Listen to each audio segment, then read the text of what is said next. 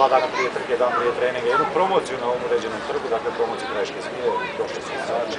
Kako vam se čini sve ovo, kako vam se čini organizacija? Što očekujete? Evo, kao što sami ste rekli, 13 strana godina.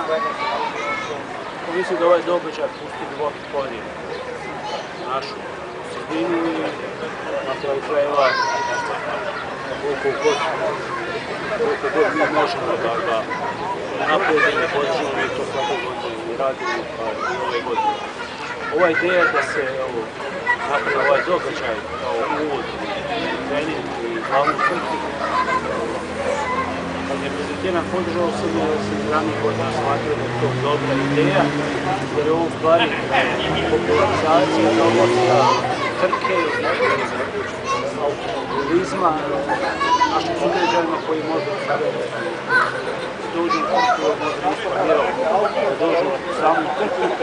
Vjerujem da danas, večeras kad su vidjeli određen broj vozila, da će to ponukati da se drugačije shvati ovaj sam događaj u samu trku.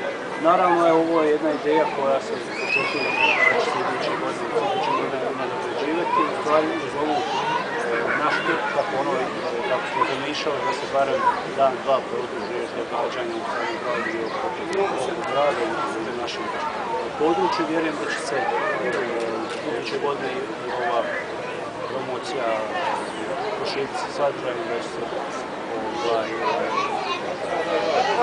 se onako događaj koji će biti još interesantniji za naše općine nego što. Naravno, trka ima za nas, podržavamo ima za nas veliki značaj. Ideja je ovo četvrna priliku, naravno Savez želimo da stvorimo pretpostavke za onaj poslovni širi karakter, dobro onaj međunarodni karakter, boduje se za nekoliko prvenstava, svi smo zadovoljni sa tim. Međutim, mišljeno smo vjerojatno da postoji mogućnost da se na ovom pravcu automobilizma da se još i bolje iskoristi turističku ponudu našeg kraja, da bi trebalo možda dodati neke stvari činiti da se privuče neki sličnosti, ne samo i Bosne, iz drugih kraja Bosne, ali moram vas pitati, ovo je vjerovatno mnogi su u početku bili skeptici, evo, stalno govorimo o tih 13 godina. Dakle, potvrdilo svako dugoročno planiramo, dugoročno ulažemo, sistemski radimo, korak po korak, evo, živimo 13 godina, recimo, na ovu godinu. Naravno, prije svega tu su entuzijasti koji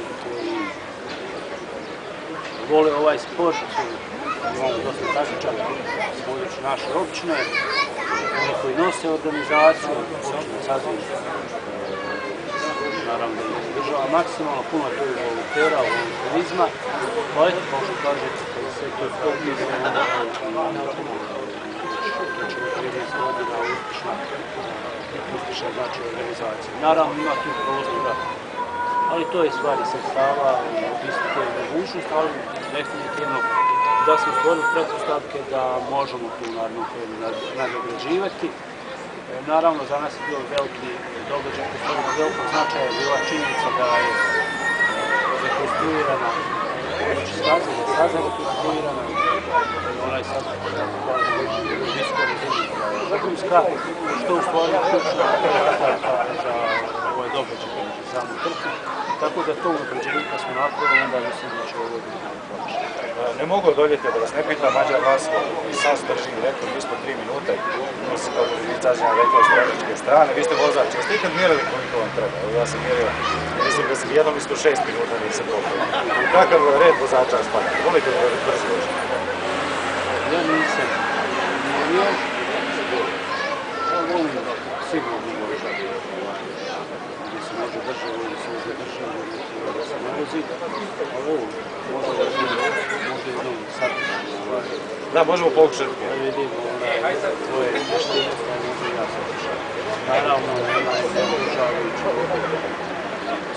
naravno da su to posebno specijalna vozila, da su ljudi trenirani, vrhunski vozači, na kraju toga tu je talenat i zato mogu to tako brzo odvesti.